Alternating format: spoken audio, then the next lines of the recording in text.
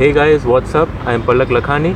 In this channel, I make educational and motivational videos focusing mainly on studying, working and living in Germany. So if you are new here, consider subscribing. So in today's video, we have Diksha with us, who is pursuing her master's degree in TU Chemnitz, and she will be sharing her experience because this course is very special. It's in English as well as in German, so you also require your German level skills and also your English skills up to C1 level minimum. So this interview is going to be really important one for those who wants to pursue a course like this in Germany. So quickly I will tell Diksha to introduce herself in detail.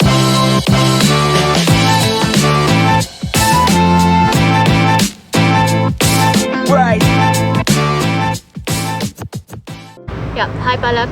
Thanks for inviting me and giving me this opportunity to interact with you regarding this very special topic and some interesting course. So I am basically from Pune, India. I'm 24 years old and I am pursuing here Masters, as you said, in Management and Organisation Studies. I have a background from a commerce field and I've done my Bachelor's in India. Then I have pursued, as I said, till C1 level German in Goethe Institute, Pune. Then I have also studied my German language in Pune University. I've done my certificate and diploma level over there. That was also very interesting. And then I have worked in Deutsche Bank in Pune in around 1 year in audit and balance confirmation process for German companies. And yeah, currently I'm in Germany past 2.5 years pursuing my master's. Okay, so thank you, Diksha. Why did you choose to study master's degree in management and organization studies? Okay, that's a very interesting question. So when I was planning to come to Germany, I never had in mind that I'll pursue something in management. I always wanted to pursue my career in German language, so I wanted to do something like translation and interpretation courses, but for that it requires like bachelor's in arts in German, but I don't have that background, so I had to stick to a commerce and management field. So there I thought of going to masters and just to take an entry in Germany for doing a management course, but I also wanted to stick to my German skills. That's why this was a very interesting option that's only available in very few universities in Germany, where you can choose a management course which is partly in German and partly in English. So I really like this combination. Plus this course gives us opportunity to go abroad for 1 semester, maybe in European universities or also in Asian universities.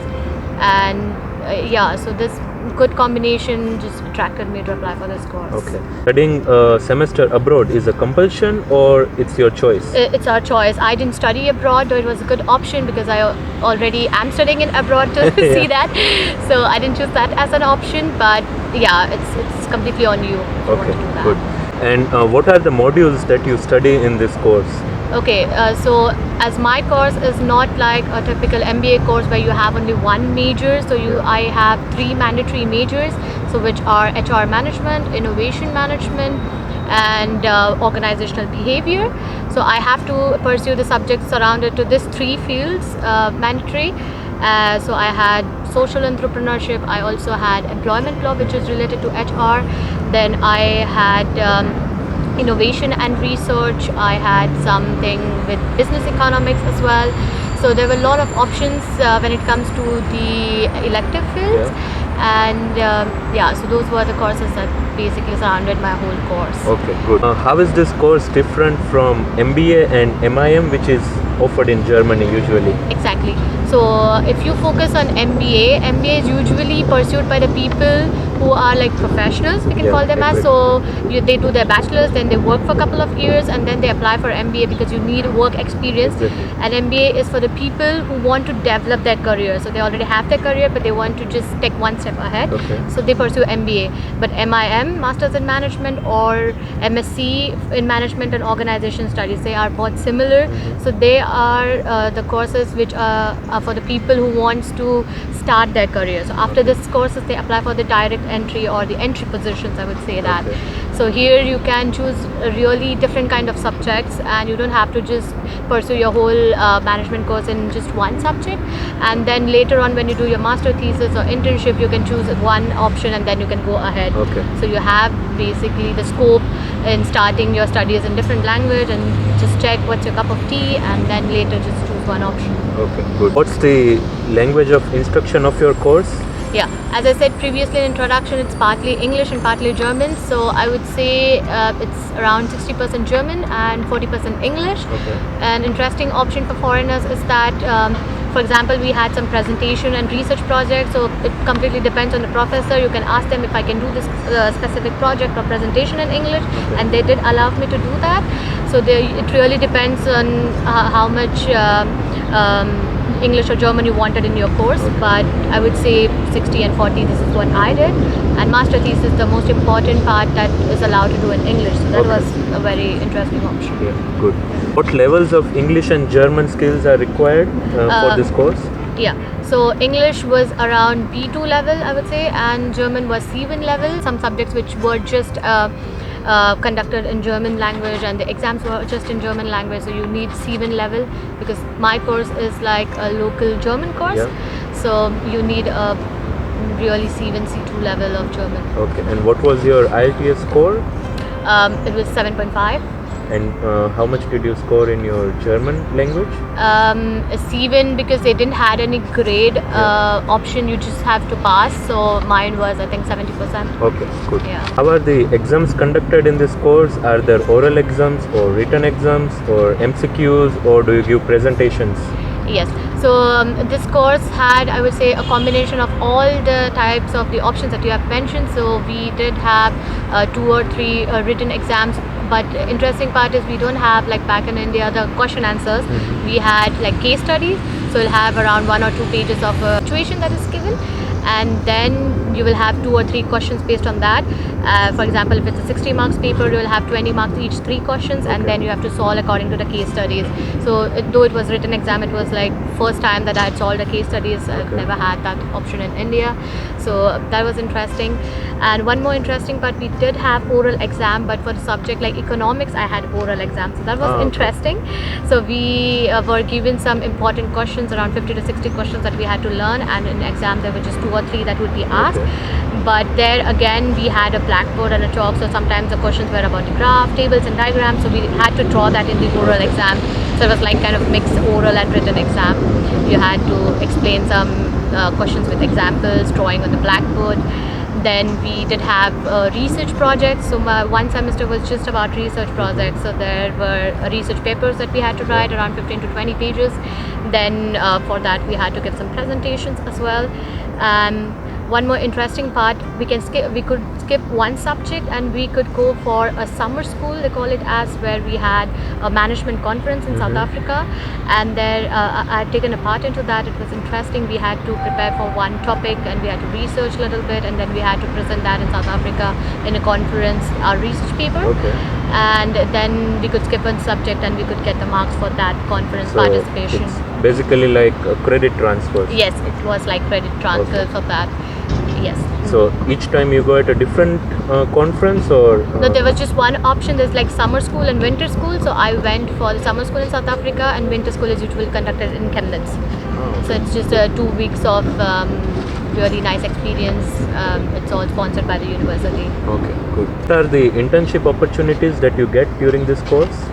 So my course didn't have the mandatory internship, but as I have seen that after this course, when you apply for the position, the employers do demand some basic experience, may it be internship or your student jobs. So that's why I decided to do at least 1 or 2 internships, as my bachelor is also not in this field and I've never worked into HR field, which I want to pursue later after my course.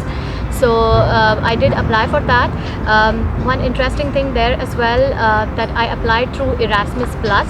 So a lot of people know Erasmus, but Erasmus is for the study option. When you want to study abroad, you get some financial support from the institution. But there's something called as Erasmus Plus. Erasmus Plus is for the internship. You get some financial support for the paid or unpaid, irrespective of that option.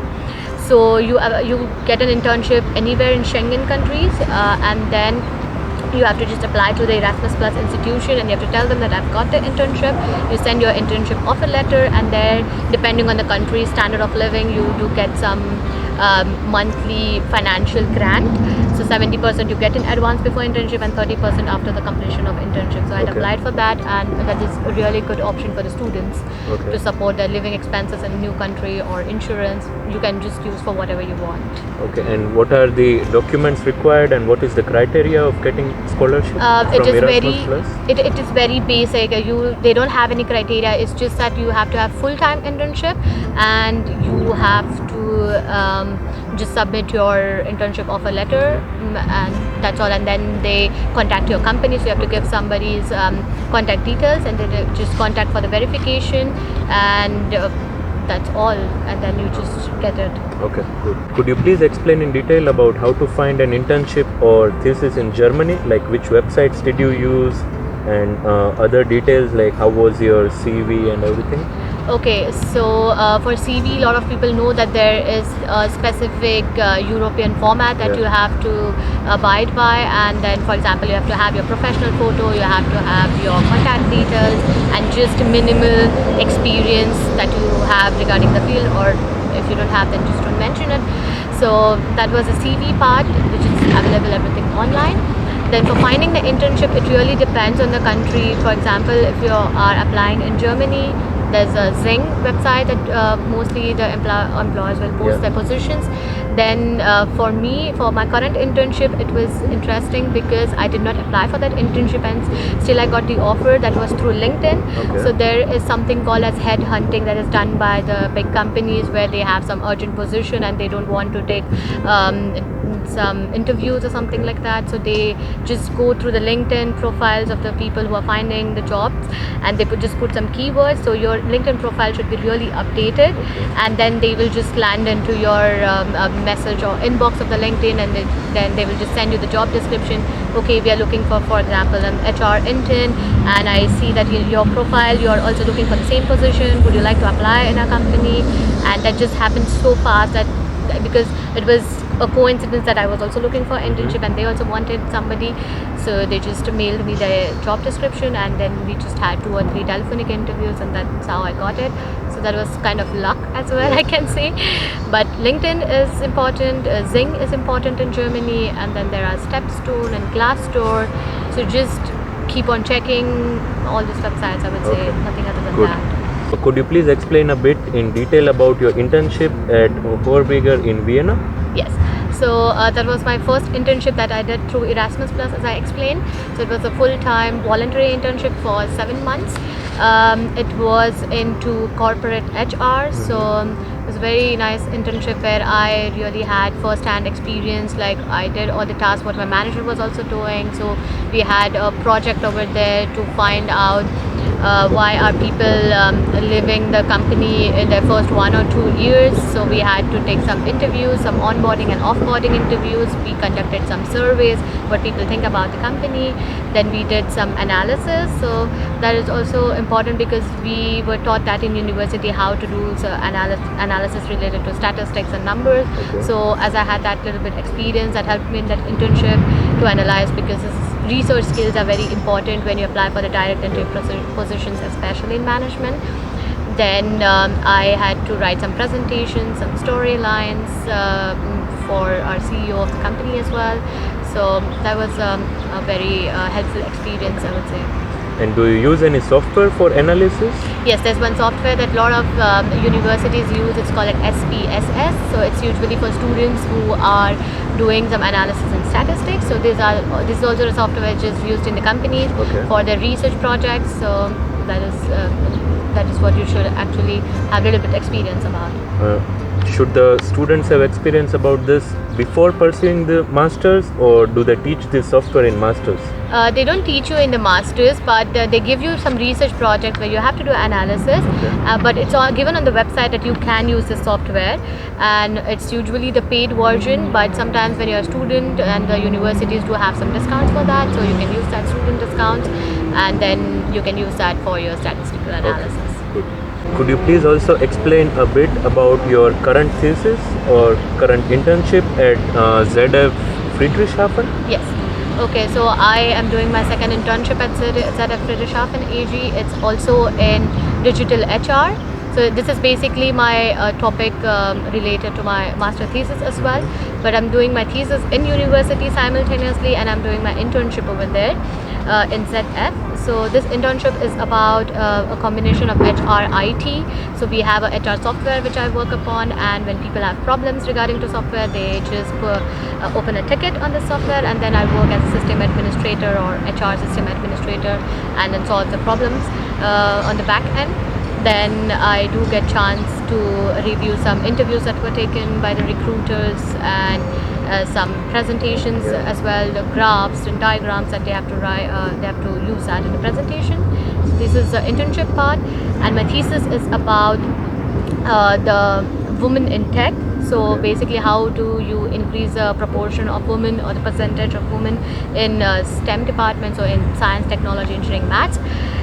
So that percentage is very low even in a developed country like Germany. So how can we increase that? And as I'm pursuing or I am taking my major in HR, so I'm focusing on recruiting and selection practices. So how do you avoid this disparity, or the gender disparity in this tech department? Good. Okay. What management and organizational skills a student learns during this entire course? Yes, so there are presentation skills, there are soft skills, there are communication skills, there are research skills.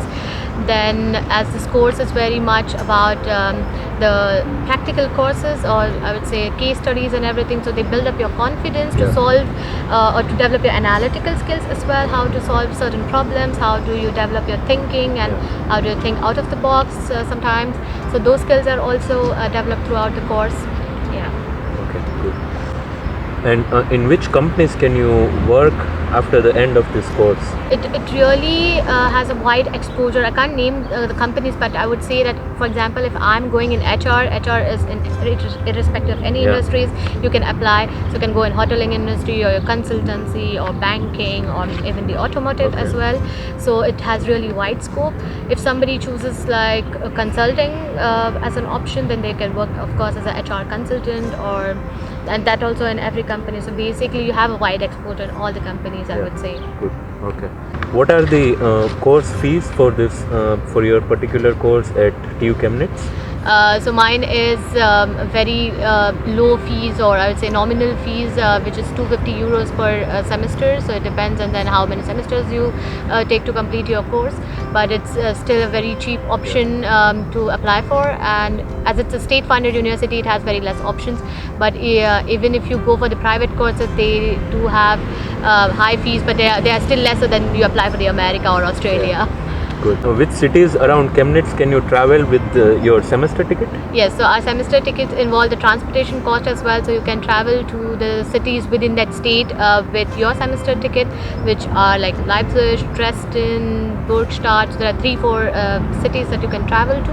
And when you're not in the city, for example, if you're doing your internship outside your city or state, then you can just apply for the refund for the transportation cost. So you get around 150 to 160 euros from the 250 euros semester ticket, because you did not use a transportation ticket and you were outside your city. So you can get that money back as well. How do you get it back? So you apply for the refund. So you first pay actually the whole semester ticket, but then at the end of the semester you just provide your internship contract or whatever you were doing outside the city to the university, and then they just give you the refund at the end of semester. Okay, good. And what are the mini job or part-time job opportunities in Chemnitz and around Chemnitz for students? So if they're looking for I would say academic jobs, then there are some student jobs that they can apply for, which are normal entry positions that can be in administrative work, or they cannot be related to your master course. But if you just want it as financial options, then there are some administrative works, or you use your data entry work or something like that, or people also work in restaurants or McDonald's, something like that. So there are a lot of opportunities in that way.